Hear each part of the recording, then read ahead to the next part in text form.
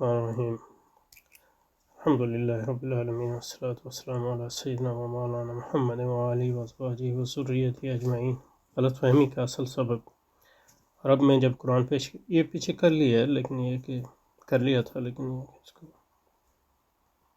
تسلسل قائم کرنے کے لیے رکھنے کے لیے دوبارہ پڑھتا ہے انشاءاللہ۔ رب میں جب قرآن پیش کیا گیا تو اس وقت ہر شخص جانتا تھا کہ الہ کا کیا معنی ہے اور رب کسے کہتے ہیں، کیونکہ دونوں لفظ ان کی بول چال میں پہلے سے مستعمل تھے۔ انہیں معلوم تھا کہ ان الفاظ کا اطلاق کس مفہوم پر ہوتا ہے، اس لیے جب ان سے کہا گیا کہ اللہ ہی اکیلا رب اور الہ اور رب ہے اور اس الوہیت و ربوبیت میں کسی کا قطعاً کوئی حصہ نہیں، تو پوری بات کو پا گئے۔ انہیں بلا کسی التباس اور اشتباہ کی معلوم ہو گیا کہ دوسروں کے لیے کس چیز کی نفی کی جا رہی ہے اور اللہ کے لیے کس چیز کو خاص کیا جا رہا ہے۔ جنہوں نے مخالفت کی یہ جان کر کی کہ غیر اللہ کی الوہیت اور ربوبیت کے انکار سے کہاں کہاں ضرب پڑتی ہے، اور جو ایمان لائے وہ اس سمجھ کے ایمان لائے کہ اس عقیدے کو قبول کر کے ہمیں کیا چھوڑنا اور کیا اختیار کرنا پڑے گا۔ تو جیسے کہ پہلے کہا، مخالفت لوگوں نے مختلف بنیادوں پہ کی، اور قبول بھی جنہوں نے کیا انہوں نے مختلف بنیادوں پہ کیا، اور ایمان کے درجات ہیں، انکار کے درجات ہیں۔ تو یہ بات جو ہے عمومی طور پہ اس طرح جس طرح کہہ رہے ہیں اس طرح درست معلوم نہیں ہوتی۔ اس طرح عبادت اور دین کے الفاظ بھی ان کی بولی میں پہلے سے رائج تھے۔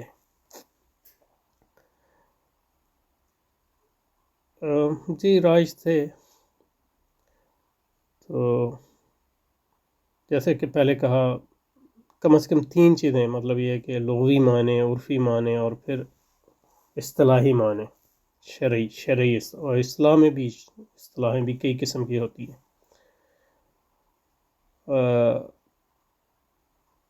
تو یہ کہنا کہ وہ عبادت اور دین کے ان کی بولی میں استعمال تھے، اس لیے جو ہے وہ اس کے معنی بھی سارے جانتے تھے، یہ صحیح نہیں، کیونکہ یہ کہ جس حد تک وہ استعمال کرتے تھے اور جس حد تک جو فرد جو ہے اس کی سمجھ تھی اس کے مطابق جانتے تھے۔ اس کا احاطہ کیسے کر سکتا ہے کوئی بھی شخص؟ ان کو معلوم تھا کہ عبد کسے کہتے ہیں، عبودیت کس حالت کا نام ہے، یعنی اب تو غلام کو بھی کہتے تھے ان کے ہاں، تو یہ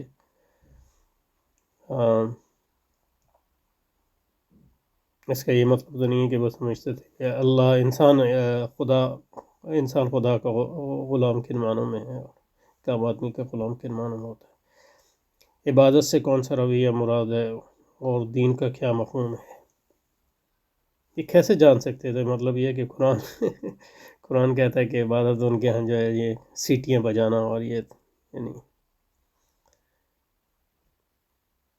تو یہ یہاں جو ہے صرف زور نثر ہے۔ اگر رکتے اور یہ ہے کہ وہ لوگوں نے جو سلسلے میں کہا ہے، یا کوئی یہ کہ اصل تاریخ واقعات ہی دیتے ہیں۔ ان کو معلوم تھا کہ اب کیسے کہتے ہیں عبودیت کسی حالت کا نام ہے، عبادت سے کون سا رویہ مراد ہے، اور دین کا کیا مفہوم ہے۔ یعنی قرآن مجید میں سورہ انفال میں فرماتا ہے اللہ سبحانہ وتعالیٰ کہ وَمَا كَانَ صَلَاتُهُمْ عِنْدَ الْبَيْتِ إِلَّا مُكَاءً وَتَصْدِيَةً فَذُوقُوا الْعَذَابَ بِمَا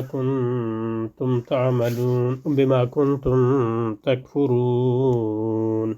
مولانا کی ترجمہ اگر دیکھیں، یہ کہ اس بیت اللہ کے پاس ان لوگوں کی نماز کیا ہوتی ہے؟ بس سیٹیاں بجاتے اور تالیاں پیٹتے ہیں۔ پس اب لو اس عذاب کا مزہ چکھو اپنے اس انکار حق کی پاداش میں جو تم کرتے تھے۔ تو یہ تو ان کی عبادت کا تصور تھا۔ تو یہ کیسے کہ انہیں معلوم تھا کہ عبادت سے کون سا رویہ مراد ہے اور دین کا کیا مفہوم ہے۔ اس لیے جب ان سے کہا گیا کہ سب کی عبادت چھوڑ کر صرف اللہ کی عبادت کرو اور ہر دین سے الگ ہو کر اللہ کے دین میں داخل ہو، تو انہیں قرآن کی دعوت سمجھنے میں کوئی غلط فہمی پیش نہیں آئی۔ یہ صحیح ہے، یہ ہے کہ کیونکہ قرآن جو ہے لیکن یہ کہ یہ کہنا کہ وہ دعوت جو ہے اس کی تفصیل وہ سمجھ گیا اور ہر ایک شخص جو ہے ایک ہی درجے پہ سمجھ گیا، نہیں، وہ جب ایمان میں کوئی داخل ہو جاتا تو پھر رسول اکرم اس کی تعلیم دیتے تھے، وَيُعَلِّمُهُمُ الْكِتَابَ وَالْحِكْمَةَ وَيُزَكِّيهِمْ۔ تو یہ رسول کی یہ کار رسالت ہے، وہ سنتے ہی سمجھ گئے کہ یہ تعلیم ہماری زندگی کے نظام میں کس نوعیت کے تغیر کی طالب ہے۔ تو یہ یعنی کیسے انسان یعنی سنتے ہی سمجھ سکتا ہے؟ ہر کوئی اپنے کانٹیکس میں، سیاق و سباق میں اور اپنے فہم کے اعتبار سے سمجھتا ہے، اور پھر لوگوں کو جو ہے تفصیلاً سمجھانا اور پڑھانا پڑتا ہے، جو رسول اکرم نے کیا، جو آپ کے کار نبوت میں سے تھا، تعلیم کتاب اور اس کا بیان اور دوسری چیزیں۔ اچھا جی، اب یہاں جو ہے یہاں تک تو تقریباً کر لیا تھا، لیکن بعد کی صدیوں میں رفتہ رفتہ ان سب الفاظ کے وہ اصل معنی جو نزول قرآن کے وقت سمجھے جاتے تھے بدلتے چلے گئے۔ الفاظ کے معنی تو کون سے معنی بدلے؟ تو یہ جو ہے پہلی بات تو یہ ہے کہ یہ خود ایک بہت بڑا دعویٰ ہے جو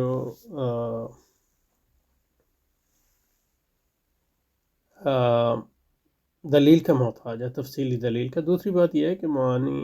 اور فہم جو بدلا ہے، اگر کانٹیکس بدلتا ہے تو معنی اور ان کا فہم بھی بدلتا ہے کانٹیکس کے لحاظ سے۔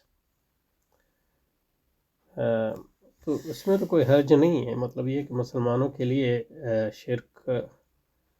ایک مسلمان کے لیے شرک کے وہ معنی نہیں ہے جو ایک کافر کے لیے ہیں، اور کفر بھی موجود ہے اور اس کی صورتیں بھی موجود ہیں۔ مختلف کانٹیکس میں وہی آیتیں مختلف طور پہ سمجھی جاتی ہیں اور مختلف لوگوں کے لیے مختلف طور پہ، تو یہی تو تفسیر کا کام ہے۔ لیکن یہاں جو ہے رکتے ہیں تھوڑا، دیکھتے ہیں لفظ اور معنی اور اس کی سطح اور اس کا تعلق، یہ اہم ہے اس کو سمجھنا اس سے پہلے کہ ایک عمومی یعنی تناظر ہونا، تاکہ یہ جو کہنے جا رہے ہیں اس کو سمجھ سکیں۔ اچھا جی، تو پہلے یہ سمجھیں کہ قرآن مجید جو اللہ تعالیٰ نے نازل کیا رسول پاک پر، اس کی حفاظت کی ذمہ داری لی، تو اس کی جو حفاظت ہے اس سے مراد صرف اس کے لفظ کی حفاظت نہیں ہے،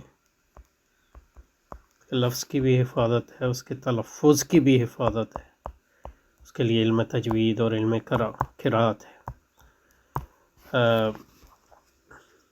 اور اس کے معانی کی بھی حفاظت ہے۔ یہ اہم بات ہے۔ تو جب ہم مجددین کی بات کرتے ہیں تو ہم صرف مجددین میں ان لوگوں کو شامل نہیں کرتے جو علم دین جس کو سمجھا جاتا ہے اس کی انہوں نے حفاظت اور تجدید کی، بلکہ وہ لوگ بھی جنہوں نے علم قواعد، لغوی، صرف اور نحو اور علم لغت، اب یہ جو بڑی بڑی لغات لکھی گئی ہیں، مثلا یہ کہ قاموس ہے فیروز آبادی کی یا لسان العرب ہے، تو یہ وہ طریقے ہیں جس کے ذریعے اللہ تعالیٰ نے جو قرآن مجید کے معنی کی جو ہے حفاظت کی ہے، لغوی معنی کی، اور معنی کی کئی قسم ہیں اور ان تمام اقسام کی حفاظت کی ہے جو قرآن سے متعلق ہے۔ تو یہ بہت اہم بات ہے، اور قرآن کو سمجھنے کے لیے مطلب یہ ہے کہ قرآن کی آیات کئی قسم کی ہیں، مطلب یہ ہے کہ ایک تو واضح آیات ہیں، جو کوئی بھی زبان عربی زبان جانتا ہو وہ اس کو سمجھ سکتا ہے،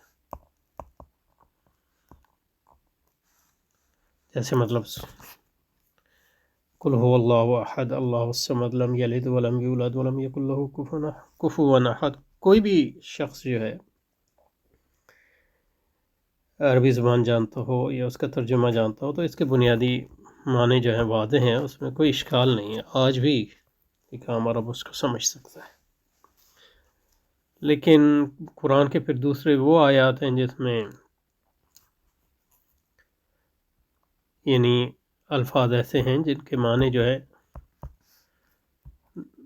استعمال کی وجہ سے، استعمال کی ندرت کی وجہ سے، استعمال کی کمی کی وجہ سے یا ترک کی وجہ سے عام بول چال میں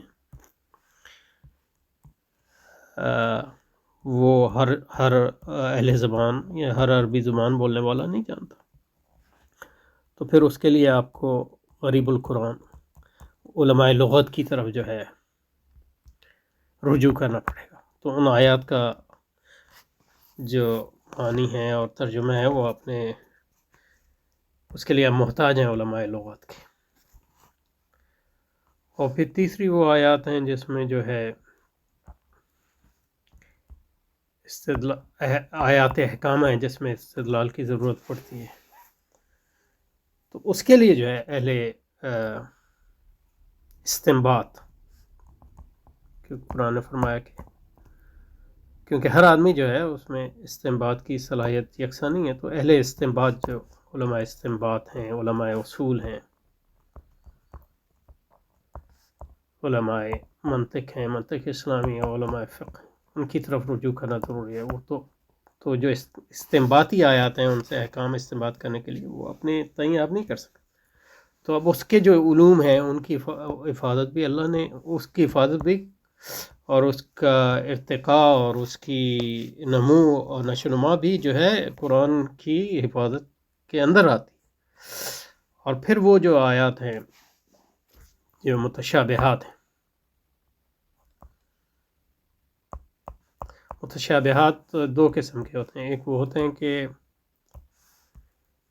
کوئی آیت اس متشابہ ہے کیونکہ حالات کی وجہ سے، اور علم انسانی کی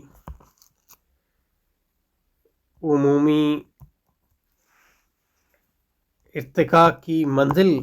جس پہ ہے وہ انسان، اس کے نتیجے میں ایک آیت جو ہے ایک وقت متشابہ ہوتی ہے، تو یہ اس کو کہتے ہیں اضافی تشابہ، یعنی ریلیٹیو، اور یہ وقت کے ساتھ یہ تشابہ جو ہے زائل ہو جاتا ہے۔ مطلب یہ کہ جو آیت اجماع ہے وہ رسول پاک کے زمانے میں آیت متشابہات میں سے تھی، کیونکہ اجماع جو ہے رسول پاک کی زندگی میں اس کا کوئی اعتبار نہیں، کیونکہ اس کی دو ہی صورتیں ہو سکتی ہیں، یا اجماع جو آپ کے رائے کے موافق ہو، تو اس صورت میں مطلب اجماع کو کوئی معنی نہیں ہے، کیونکہ وہ آپ کی رائے ہے، اور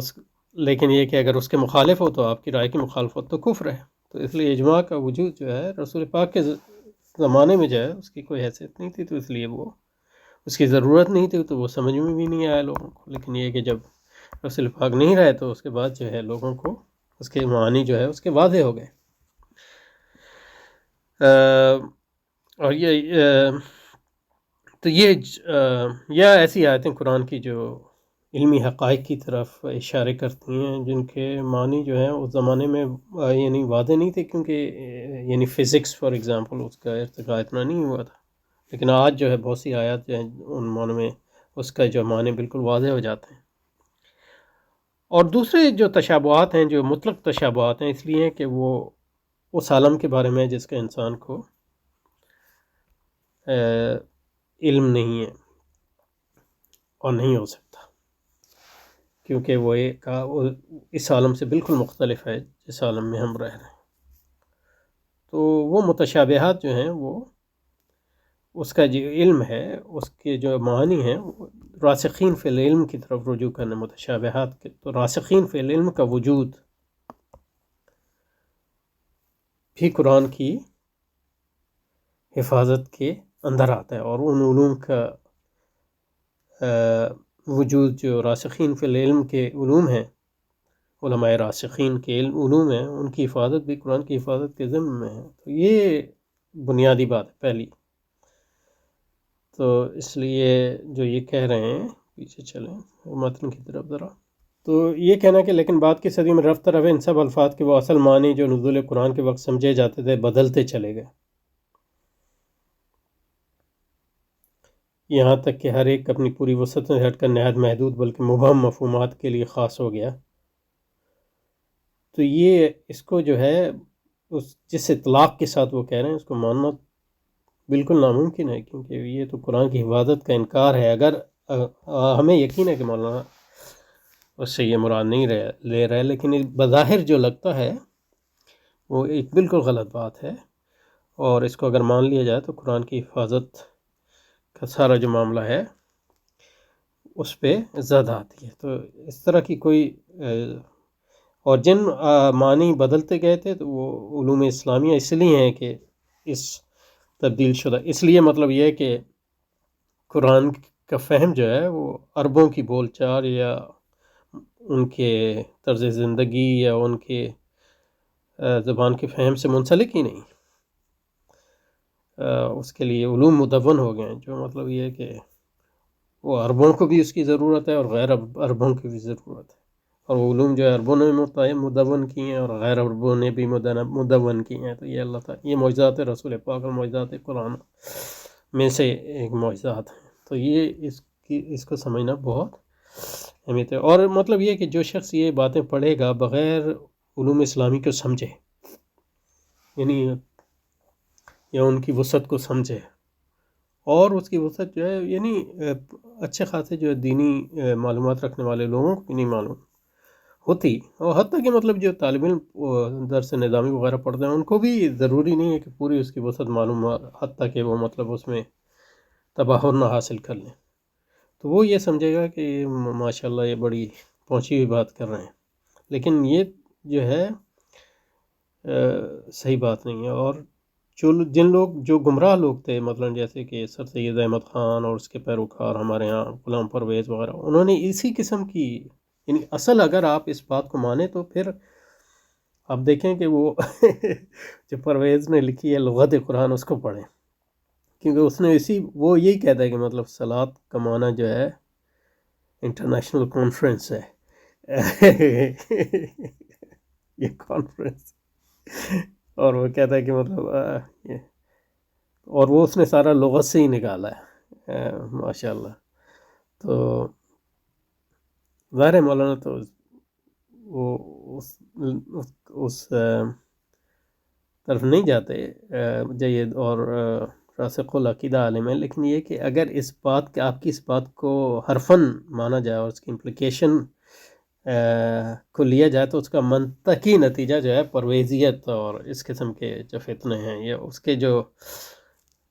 بچونگڑے ہیں آج کل، مطلب یہ ہے کہ نام نہیں لینا چاہتا، کیونکہ مطلب یہ ہے کہ جو اس وقت لوگ کام کر رہے ہیں پاکستان میں، ان کے مجھے مطلب آج ان کے کیا افکار ہیں ان کا اتنا علم نہیں ہے، اس لیے میں اس پہ وہ بغیر علم کے کوئی شہادت نہیں دینا چاہتا. لیکن آپ لوگ جو جانتے ہوں ان کو وہ جان جائیں گے کہ آج کل ہمارے ہاں پرویز کے متبعین اصل میں کون ہیں اور وہ کس قسم کی باتیں کرتے ہیں وغیرہ وغیرہ. تو میرا خیال ہے یہاں رکتے ہیں اور پھر انشاءاللہ اس کو جاری رکھیں گے. تو اگلی بار انشاءاللہ کچھ اصول فقہ کی تھوڑی باتیں کریں گے، یعنی لغت لفظ کے معنی کتنے قسم کے ہوتے ہیں، اس کا ان کے تعلق، اور یعنی مطلب یہ ہے کہ لغوی معنی اور عرفی معنی اور پھر شرعی معنی، اور پھر حقیقت اور مجاز میں کیا فرق ہوتا ہے، اور حقیقت شرعی اور حقیقت لغوی اور حقیقت عرفی کیا ہے، اور مطلب یہ کہ ہم کس کو ترجیح دیں گے، حقیقت شرعی کو یا حقیقت لغوی کو یا حقیقت عرفی کو وغیرہ وغیرہ. یہ بہت اہم ہے اور اس کا گہرا تعلق ہے مولانا کی بحث سے یہاں. تو اس کا انشاءاللہ اگلی بار جو ہے اس کو دیکھیں گے انشاءاللہ. السلام علیکم.